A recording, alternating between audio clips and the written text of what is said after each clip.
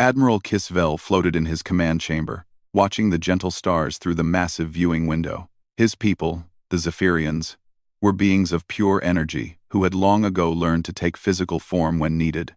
Right now, he appeared as a tall figure made of soft blue light, his features calm and peaceful.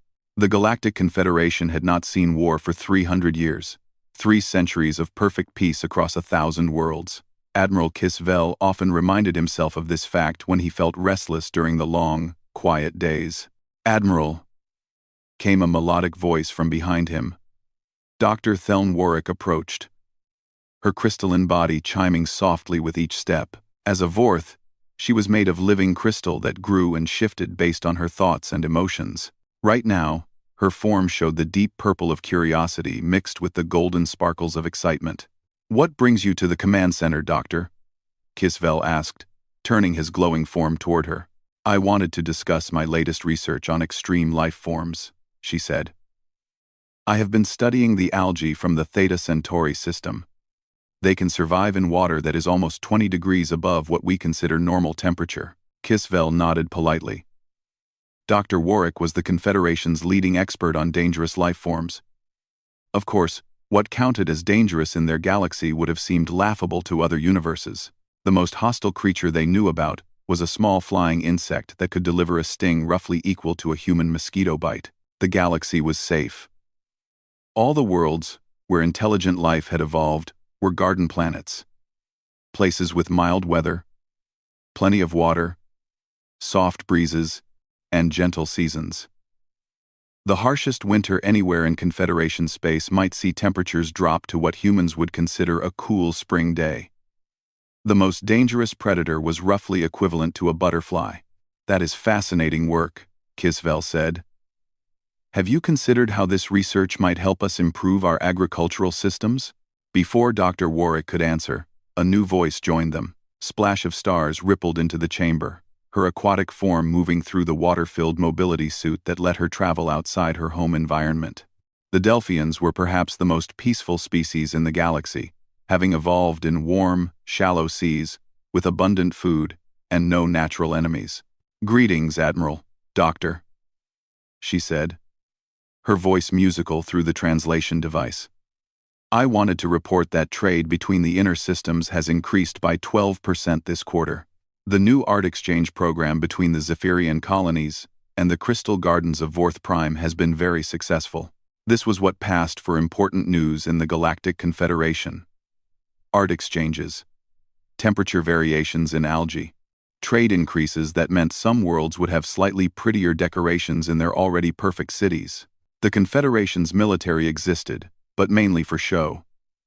Their ships were designed for rescue operations, asteroid mining, and directing space traffic. The largest weapons they carried could barely scratch the hull of their own ships. Why would they need more?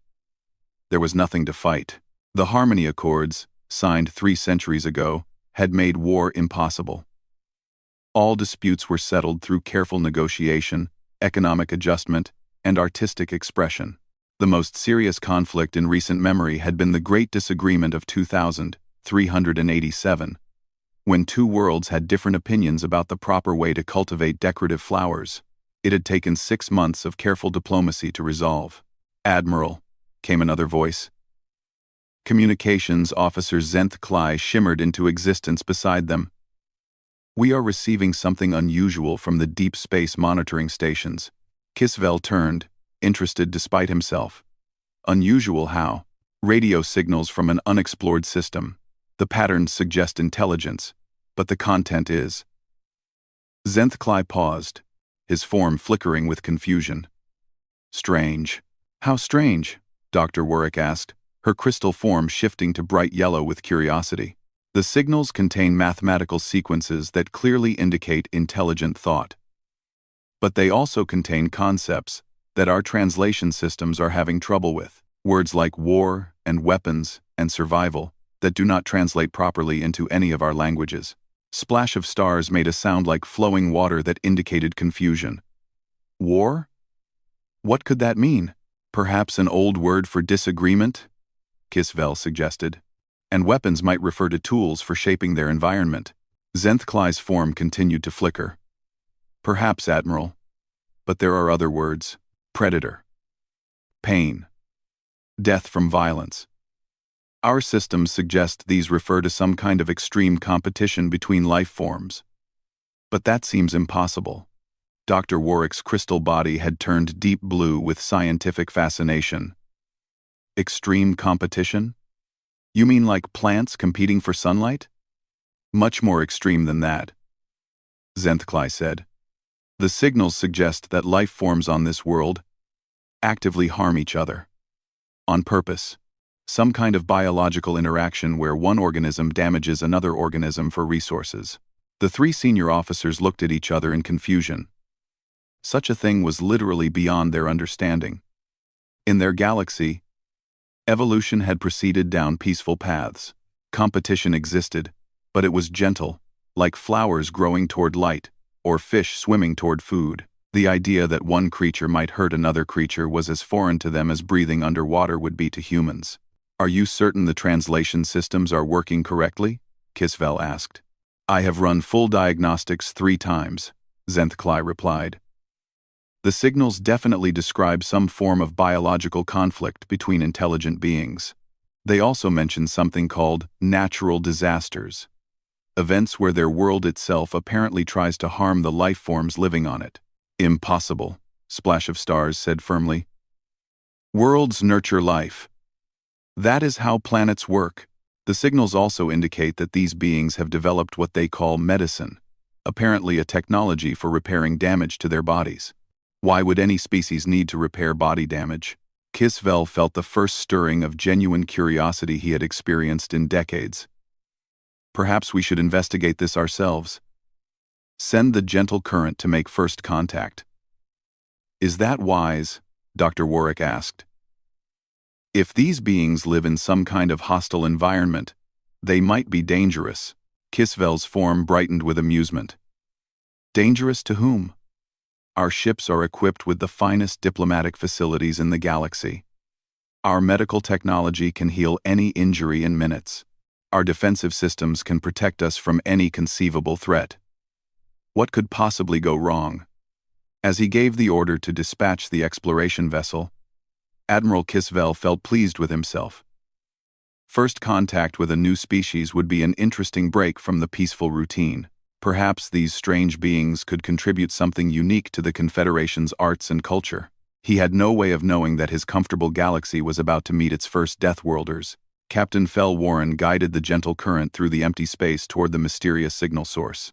Her Zephyrian crew moved quietly through the ship, excited about their first contact mission in over 50 years. The ship itself was a masterpiece of Confederation engineering. Smooth curves, soft lighting, and comfortable spaces designed to make any visitor feel welcome and safe. Approaching the system now, Captain, reported Navigator Himdell. Initial scans show 1 star, several planets, and... Captain, you need to see this. The main viewing screen lit up with images of the 3rd planet from the star. Captain Fel Warren stared in growing horror. That cannot be right, she whispered. The planet was covered in massive storms that could tear apart a small ship. Violent weather systems spun across its surface like angry living things. The landmasses showed evidence of frequent earthquakes and volcanic activity. The oceans were vast and deep, filled with what appeared to be liquid that would dissolve most known materials. Run the scans again, Captain Fel Warren ordered. Scans confirmed, Captain. The planet's surface temperature varies wildly from regions that would freeze our ship's hull to areas hot enough to melt our emergency equipment. The atmosphere contains gases that would be toxic to most known life forms. Science Officer Kel Tran, a young Vorth whose crystal form was flickering rapid colors of disbelief, announced more findings. Captain, I am detecting biological activity on the surface. Complex life forms. Many different species. Impossible, Captain Fel Warren said. Nothing could live in those conditions. The readings are clear, Captain. Not only do life forms exist on that world, but some of them appear to be large. Very large. Before Captain Fel Warren could respond, Communications Officer Yenth Sar announced, Captain, we are receiving a transmission from the planet. Put it through. A new type of voice filled the bridge. Rough, varied, and somehow both friendly and unsettling. The translation systems worked overtime to convert the alien language into something the crew could understand. Hello there. This is Mission Control in Houston. Welcome to Earth. We've been watching your approach on our tracking systems. Beautiful ship you have there. We're very excited to meet you. Are you peaceful explorers? We sure hope so. Because we'd love to have a chat. Captain Fel Warren exchanged looks with her crew. The beings sounded friendly enough. This is Captain Fel Warren of the Confederation ship Gentle Current. We come in peace and hope to establish friendly relations. Wonderful. I'm Director Sarah Chen. We've been hoping for something like this ever since we figured out that radio signals could reach other star systems. Would you like to visit our planet? We can clear a landing zone for you. Fair warning though, you might want to check if our environment is safe for your species first. Earth can be a bit rough on visitors. Rough? Captain Fel Warren asked. Oh, you know, gravity might be different from what you're used to. Our air has a pretty high oxygen content, around 21%. Might be toxic to some species. Plus, it's summer here, so it's pretty hot. About 35 degrees today. Science Officer Keltran's crystal form went completely white with shock. Captain, she whispered. 35 degrees is nearly hot enough to kill most plant life, and 21% oxygen would burn through our ship's filters in hours. Director Chen, Captain Fel Warren said carefully. Could you tell us more about your world's conditions? Sure. Earth's pretty nice, actually. We've got great biodiversity. Millions of different species living together. The weather can be exciting. We get some pretty impressive storms. Hurricanes. Tornadoes. That sort of thing. Earthquakes happen now and then, but mostly in predictable places. Our oceans are deep and full of life. Some of our sea creatures get pretty big. Blue whales can reach about 30 meters in length. The bridge of the Gentle Current fell silent. Creatures 30 meters long living in toxic liquid? Director Chen, Captain Fel Warren said slowly. You mentioned storms. How intense are these storms? Oh, the big ones can have wind speeds up to 300 kilometers per hour. They can level cities if we're not careful. But we've gotten pretty good at predicting them and building structures that can handle the punishment.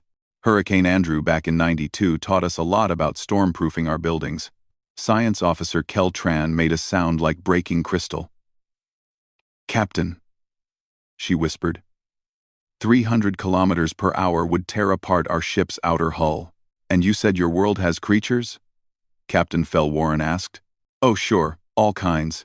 We've got everything from tiny bacteria to massive elephants and grizzly bears.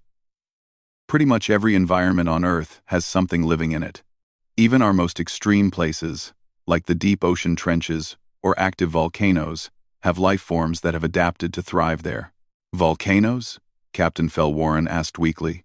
Active ones. Yeah, mountains that spit out molten rock. They're actually pretty important for our planet's ecosystem. The mineral content helps fertilize the soil. We have about 1,500 active volcanoes around the world. Navigator Himdell quietly informed the captain. Our emergency protocols require immediate evacuation if we detect even one unstable geological formation. Director Chen continued cheerfully.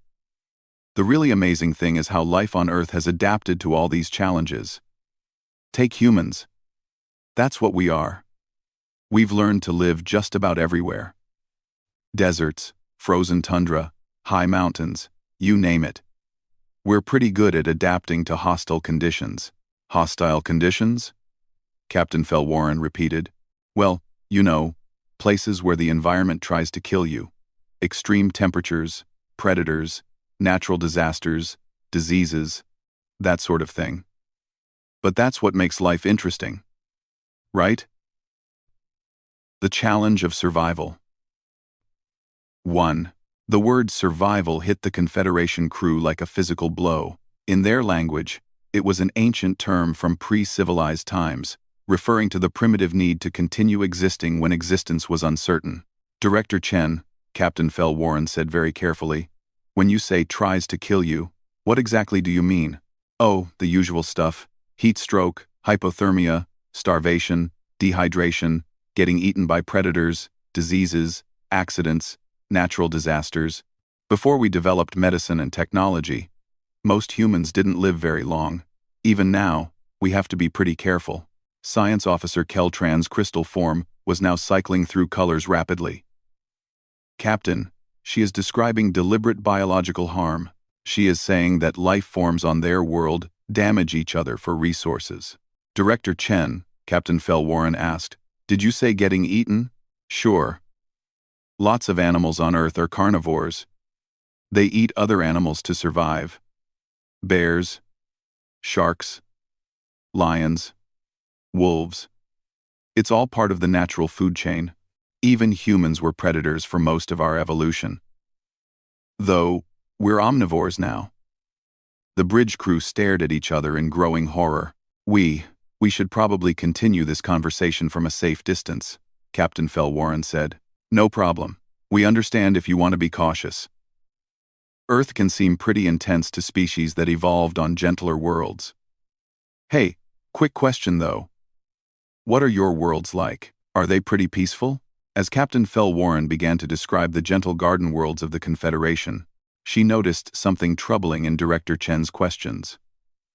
The human was asking very specific questions about their defensive capabilities, military technology, and resource locations. The questions seemed innocent and friendly, but they showed a mind that thought in terms of advantages and weaknesses, a mind shaped by a world that was constantly trying to kill everything living on it. 3 months after the gentle current lost contact with Earth, Admiral Kisvel received a report that changed everything. "Admiral," Communications Officer Zenthklai announced, "we have detected multiple spacecraft leaving the Sol system. They appear to be heading toward various locations throughout Confederation space." Admiral Kisvel's energy form brightened with interest. "Already? How did they develop space travel so quickly?" "All dotty. Kudding. I getting glazing on the mazing. All dotties on Radingan. How did they develop space travel so quickly?" "Unknown, Admiral, but these ships are unusual." The main screen showed images of the human vessels. Unlike the smooth, elegant curves of Confederation ships, these looked like metal boxes covered in strange bumps and extensions. They moved through space in formation, like a group of predators hunting together. Dr. Warwick's crystal form had turned bright orange with excitement. "Admiral, I have been analyzing the data from our contact with Earth. I believe these humans might be the most remarkable species we have ever encountered." "How so?" "Their biology, Admiral. They have backup systems for almost everything. 2 kidneys, 2 lungs, extra blood vessels, bones that can heal from breaks. Their bodies are designed to keep functioning even when damaged. What kind of world creates creatures that expect to be hurt?" Before Admiral Kisvel could answer, another alert came in. "Admiral, the first human ship has arrived at Mining Station Theta 7. Mining Station Theta 7 was a small facility in the Outer Rim, built to extract resources from asteroids. It was considered a hardship posting because the local environment was slightly more challenging than normal. Temperatures that could drop to nearly freezing, and radiation levels that required minor protective equipment. "Put me in contact with Station Commander Reth Voss," Admiral Kisvel ordered. The station commander's worried face appeared on screen. "Admiral, the humans have arrived, but I do not understand their requests. They want to set up what they call a colony on the barren moon we use for waste disposal." "Waste disposal?" Admiral Kisvel repeated. "That moon is completely uninhabitable. No atmosphere, extreme temperature variations, high radiation levels." "Yes, Admiral. I explained this to the human leader. She just smiled and said it reminded her of home. They have already begun construction of some kind of habitat." Admiral Kisvel felt the first stirring of unease. "Keep monitoring them. Report any unusual activity." Over the next few weeks, reports came in from across Confederation space. Humans were establishing small outposts on worlds that had been written off as completely hostile to life. Frozen worlds where the temperature never rose above what would kill most Confederation species. Desert worlds with no water and sand that could strip flesh from bone. Ocean worlds with crushing pressure and violent currents. And on every world, the humans not only survived, They thrived. Dr. Warwick had become fascinated with studying the humans. She had requested permission to visit their colonies and study their adaptation methods.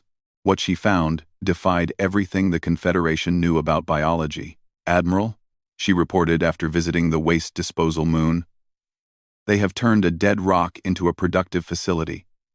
They are processing materials that we considered too dangerous to handle. The humans work in conditions that would kill any of us in minutes." "What kind of conditions?" "Radiation levels 50 times higher than our safety limits. They wear protective suits, but only as a precaution." One of them removed his helmet for a moment to show me that the radiation was not immediately dangerous to them. Admiral Kisvel's form flickered with disbelief. "That is impossible. I thought so too." "But Admiral, their leader also showed me their emergency supplies. Food that would be toxic to us. Water recycling systems that can purify almost anything. Tools designed to work in conditions that would destroy our best equipment." The reports continued to come in. Humans establishing trade routes through space that other species considered too dangerous to travel. Human children playing games that involved activities the Confederation would classify as extreme sports. Human art that depicted their planet's natural disasters as things of beauty. But it was the first human trade convoy that made Admiral Kisvel truly understand what they were dealing with. The convoy was attacked by pirates, the only remaining criminals in Confederation space, who targeted isolated ships for their cargo. Pirates were more of a nuisance than a real threat. They carried weapons that could disable ship engines and demanded tribute, but they never seriously hurt anyone. Violence was nearly impossible for most Confederation species to contemplate. The human convoy was carrying art supplies to a Zephyrian colony world. 3 human ships, lightly armed by human standards. The pirates sent the usual demand for surrender. Captain Maria Santos of the human freighter Iron Will responded with what the humans called polite decline. What happened next was recorded by both the pirate ships and a Confederation patrol vessel that arrived too late to help. The humans did not surrender. They did not negotiate. They did not call for help. They attacked. The battle lasted 4 minutes and 37 seconds. When it was over, the 3 pirate ships had been completely destroyed. The human convoy had suffered minor damage to one ship's outer hull. The Confederation patrol vessel arrived to find Captain Santos calmly filing a report about the minor technical difficulty. "Captain," the patrol vessel commander asked, "what happened to the pirates?" "Pirates?" Captain Santos asked. "Oh, you mean those 3 ships that tried to rob us? We dealt with them." "Dealt with them how?" "Standard anti-piracy protocols. Disable their weapons, destroy their engines, board their ships to secure any survivors for rescue." "Survivors? There weren't any. They chose to fight instead of surrendering. Not much we could do about that." The patrol commander stared at the debris field where 3 ships had been completely obliterated. "How did you destroy 3 ships so quickly?" Captain Santos looked confused. "We used our standard defensive weapons. Kinetic projectiles, electromagnetic pulse charges, targeted explosive charges. Basic stuff." "Why? Those weapons could punch holes through our strongest military vessels." "Could they?" "Huh. Back on Earth, we use them for mining operations and asteroid clearing. I guess if your ships are built lighter than ours, they might do more damage than we expected." Admiral Kisvel watched the battle recordings over and over. The humans had not been cruel or vicious. They had simply responded to a threat with overwhelming, efficient force, the way a person might swat an insect. Dr. Warwick's latest report arrived the same day. "Admiral, I have made a disturbing discovery. The humans are not just from one death world. They have found and are colonizing dozens of worlds we classified as uninhabitable. Each new colony becomes what they call a fortress world. A place where they train new colonists to survive in even harsher conditions. Training, they deliberately expose their young to controlled dangers to prepare them for worse dangers later. They call it education. Admiral, they are intentionally making themselves stronger and more capable with each generation." Admiral Kisvel's energy form dimmed with worry. How many of these fortress worlds have they established? At least 30 that we know of. And Admiral, they are sharing resources and knowledge between all their colonies. Each harsh world teaches them new ways to survive. They are becoming more dangerous every day. Dangerous? Not hostile, Admiral, but dangerous the way a natural disaster is dangerous. They do not wish to harm anyone, but they have capabilities we cannot match. They think in ways we cannot understand, and they are expanding faster than we thought possible. That night, Admiral Kisvel stood in his command chamber, looking out at the peaceful stars. For 3 centuries, the galaxy had been safe, predictable, controlled, but now there were humans in that galaxy. Beings who saw hostile environments as opportunities, who responded to threats with devastating efficiency, who turned death worlds into homes. For the first time in his long life, Admiral Kisvel wondered if the Confederation's peaceful approach to everything might have left them completely unprepared for a galaxy that was not always going to be safe. In the outer rim, human colonies continued to grow. And in the deep space beyond Confederation borders, something else was beginning to stir. Something that had been waiting for the galaxy to become comfortable and weak. Something that the Confederation was about to discover they could not handle alone. The first sign of the real crisis came from the agricultural world of Verdant Prime. What started as a small problem with crop contamination became something that terrified the entire Confederation. A strange fungus had appeared in the grain fields. It spread quickly, turning healthy crops into twisted black masses that released toxic spores into the air. Traditional Confederation methods, careful biological adjustment, and gentle environmental controls had no effect. Dr. Warwick stood in the emergency council chamber with Admiral Kisvel and representatives from 20 different species. Her crystal form was deep purple with worry. "The fungus appears to be artificial," she reported. "It targets the exact nutrients that our main food crops need to survive. If we cannot stop it, it will spread to every agricultural world in the Confederation." "How long do we have?" Admiral Kisvel asked. 6 months before the core worlds start experiencing food shortages. 1 year before widespread hunger begins. The council chamber filled with worried voices in dozens of languages. Some suggested moving all agriculture to enclosed environments. Others proposed finding new worlds for farming. None of the suggestions addressed the real problem. They had no idea how to fight something that was designed to destroy their way of life. "What about asking the humans for help?" suggested Splash of Stars, her aquatic form rippling with nervous energy. The chamber fell silent. Many of the council members had seen the reports about human expansion, the fortress worlds, the destroyed pirate ships, the casual way humans treated environments that would kill any other known species. "They offered to help with pest problems last month," Admiral Kisvel said slowly. "I thought they meant small biological issues." "Maybe we should reconsider," Dr. Warwick said. "Their biology suggests they understand hostile environments better than any known species." Within days, a human agricultural specialist named Dr. James Park arrived at Verdant Prime, aboard a ship that looked more like a military vessel than a research platform. He brought with him equipment that made the Confederation scientists nervous and techniques that seemed impossibly dangerous. "This is definitely artificial," Dr. Park announced after studying the infected crops. "Someone engineered this fungus specifically to target your food supply. It's a biological weapon." The words, "biological weapon," had to be translated several times before the Confederation scientists understood. The concept of using biology to deliberately harm other life forms was beyond their experience. "Can you stop it?" asked the lead verdant scientist, a gentle plant being named Sage Wind. "Sure," Dr. Park said cheerfully. "We'll need to use controlled burns, engineered viruses, and targeted orbital bombardment. But it should be pretty straightforward." "Orbital bombardment?" Sage Wind asked weakly. "Just small charges. We'll target the fungus nodes from orbit, burn out the worst infected areas, then introduce a modified virus that will attack the remaining fungus without harming your crops.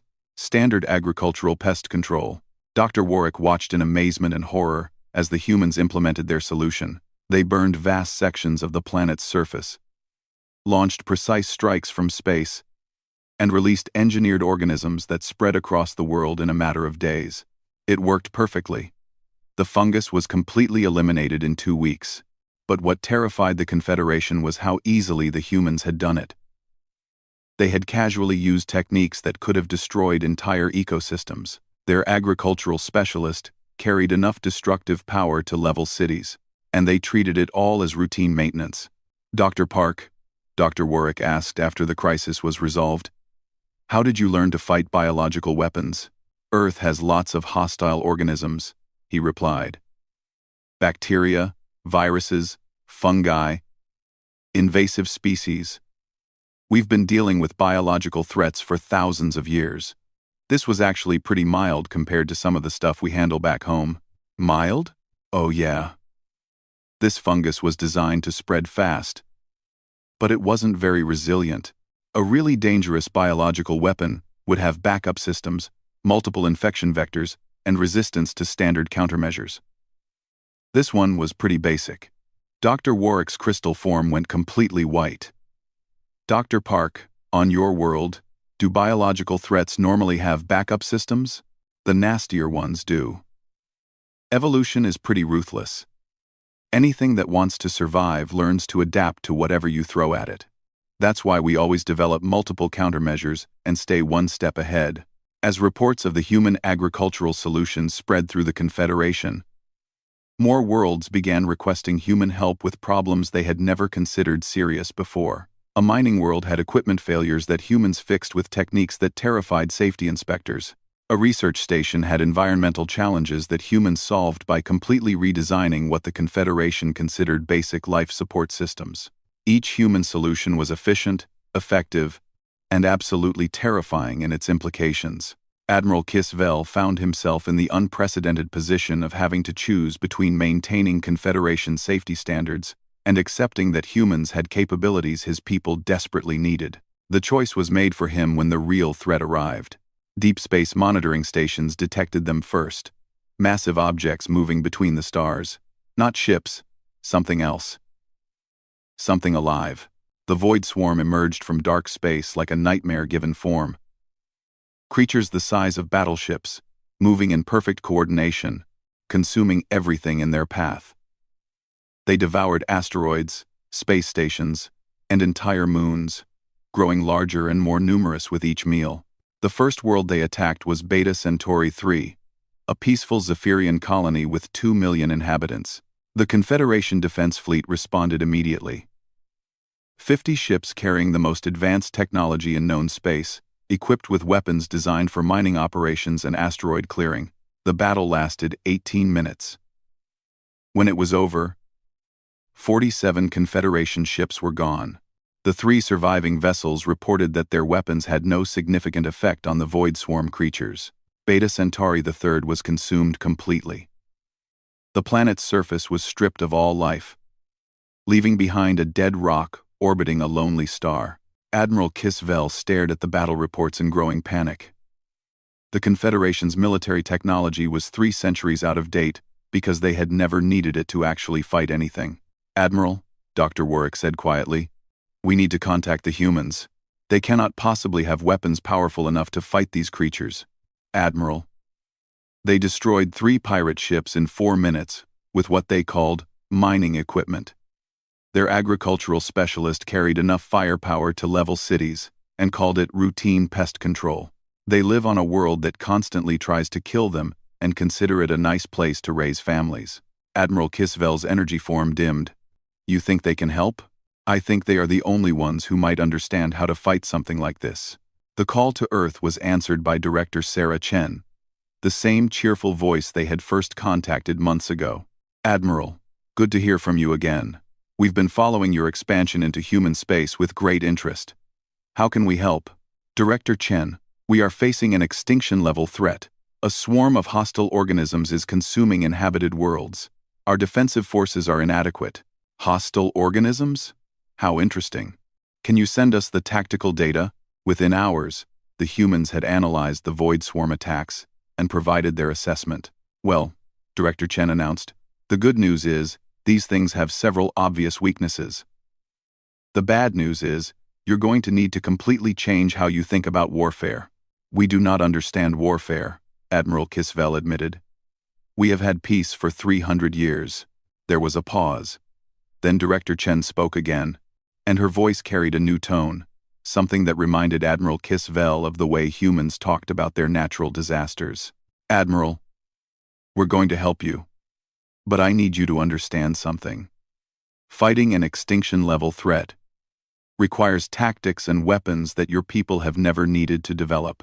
We're going to have to do things that will seem extreme and dangerous to you, such as controlled nuclear detonations, kinetic bombardment, biological warfare, mass-coordinated military strikes. Admiral, we're going to have to turn your peaceful galaxy into a war zone. Admiral Kisvel felt something he had never experienced before. True fear.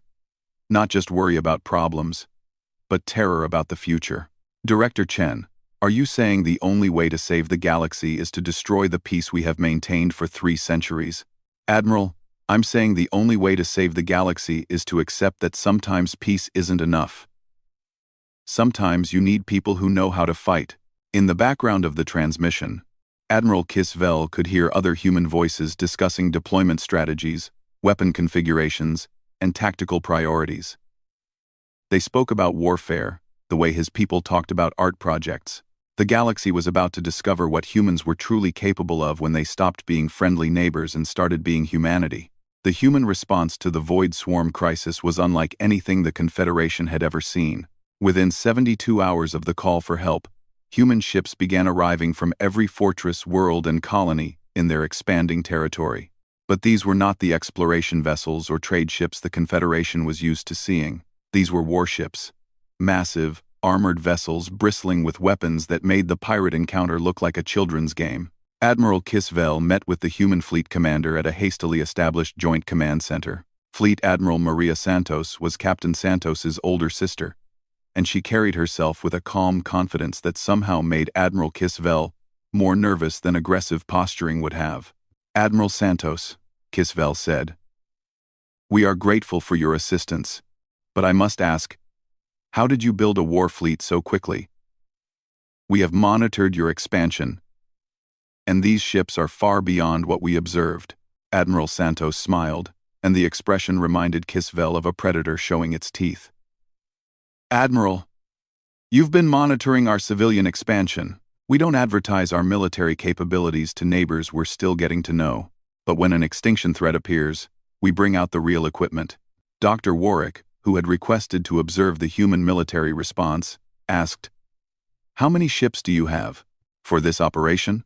About 3,000 combat vessels from 30 different worlds, plus support craft, troop transports, supply lines, and mobile command bases. The number hit the Confederation officers like a physical blow. 3,000 warships. The entire Confederation defense fleet had contained fewer than 200 vessels, and those were designed for rescue operations. Admiral Santos, Kisvel asked weakly. Exactly. How long have you been preparing for warfare? Number. We haven't been preparing for warfare, Admiral. We've been preparing for survival. On human worlds, being ready to fight for your life is just part of growing up. Every colony has defense forces because every human world has something trying to kill the colonists. Admiral Santos activated a holographic display showing the Void Swarm's movement patterns. The good news is that these creatures are behaving like a natural swarm. They follow predictable patterns, they have obvious resource needs, and they're vulnerable to coordinated attacks. The bad news is, they're very good at what they do. What is your strategy? Kisvel asked. Simple. We're going to kill them all. The words were spoken so casually that it took a moment for their meaning to sink in. Dr. Warwick's crystal form flickered between colors rapidly. All of them? She asked. Every single one, Admiral Santos confirmed. A threat like this doesn't negotiate. It doesn't retreat.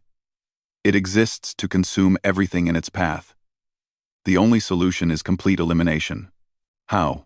Coordinated strikes, using multiple attack vectors. Nuclear weapons for the larger creatures. Kinetic bombardment for the smaller ones. Biological weapons to disrupt their coordination. and good old-fashioned explosives for anything that survives the initial assault. Admiral Kisvel felt faint.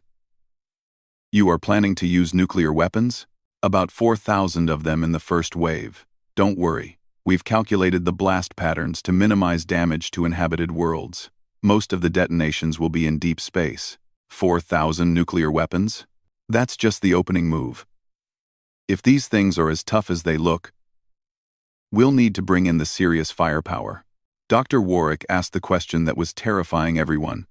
Admiral Santos, what counts as serious firepower to humans? Admiral Santos smiled again. Planet crackers, star killers, weapons designed to destroy entire solar systems if necessary.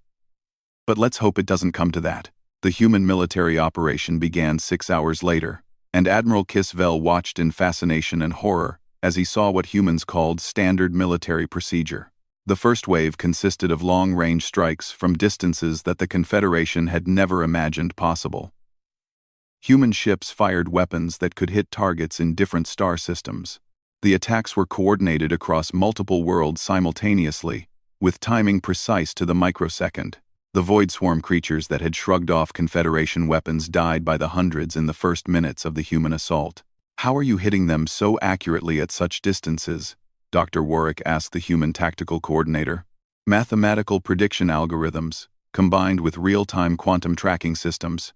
We're calculating their movement patterns 3 to 4 moves ahead, and placing our shots where they're going to be, not where they are. Where did you learn to do that? Hunting protocols developed on Earth. If you're tracking dangerous prey across difficult terrain, you need to know where it's going to be before it knows itself. The second wave of attacks came from human troops, who landed directly on the largest Void Swarm creatures. Admiral Kisvel watched in disbelief as human soldiers in armored suits fought hand-to-hand with monsters the size of buildings. Why are your people engaging those creatures in direct combat? He asked Admiral Santos. Some of these things have internal organs that need to be destroyed individually. Our troops are equipped with portable fusion charges. They'll plant the charges inside the creatures and evacuate before detonation.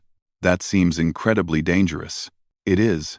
But humans train for dangerous operations their entire lives. Every colony world teaches combat skills to all residents. Every human knows how to fight for survival. Admiral Kisvel realized he was watching the product of generations of survival training. Every human in the fleet had been shaped by worlds that demanded excellence or death. They moved through the battlefield like dancers. Efficient and deadly. And absolutely fearless. The third wave consisted of tactics that Admiral Kisvel could barely comprehend. Humans released engineered viruses that specifically targeted Void Swarm biology. They used gravitational weapons to create artificial black holes that consumed entire clusters of creatures. They deployed something called nanite swarms that dismantled enemy organisms at the molecular level. Admiral Santos, Kisvel asked, how did you develop such advanced military technology? We didn't develop it for military use, she replied. Gravitational manipulation is used for asteroid mining and terraforming. The nanites are standard medical technology. We use them to repair tissue damage. The viruses are modified versions of agricultural pest control organisms. You turned peaceful technology into weapons? We turned survival technology into whatever we needed it to be. That's what humans do, Admiral. We adapt. The battle lasted 3 weeks. When it was over, the Void Swarm had been completely eliminated. Every creature destroyed, every trace of their presence erased from Confederation space. But the galaxy would never be the same. Admiral Kisvel stood in his command chamber, looking out at stars that were safe again. But he was very aware that they were only safe because humanity had chosen to protect them. Dr. Warwick approached, her crystal form now a steady blue color of thoughtful analysis. Admiral, I have been studying the human military response. I believe I understand what we are dealing with. What do you mean? Humans are not conquerors, Admiral. They are gardeners. But they are gardeners who will kill anything that threatens their garden. Admiral Kisvel considered this. And they consider the Confederation part of their garden now? I think they consider us neighbors worth protecting. But, Admiral, we need to accept that the galaxy has changed. We can never again assume that peace means safety. In the months that followed, the Confederation was quietly restructured. Humans took responsibility for military defense, while other species focused on what they did best: science, art, diplomacy, and cultural development. It was not conquest but cooperation, a division of labor based on each species' strengths. Human colonies continued to expand, but now they were welcome throughout Confederation space. Worlds that had once seemed uninhabitable were transformed into thriving human communities. Children from a dozen species grew up learning from humans how to be strong, how to adapt, and how to protect the things they cared about. Admiral Kisvel often watched human children playing in the parks of Confederation worlds. They played games that would terrify most adult aliens, but they also played gently with alien children who could not match their physical capabilities. They were raised to be protectors, not predators. The galaxy had learned an important lesson. Peace was not the absence of violence. Peace was the presence of people strong enough to defend it. And humanity, shaped by generations on Deathworlds, where only the strong and adaptable survived, had become very good at defending peace. In the depths of space, human patrol fleets moved between the stars, watching for threats and keeping the garden safe. They did it not because they were conquerors, but because they were humans, and humans protected what they loved.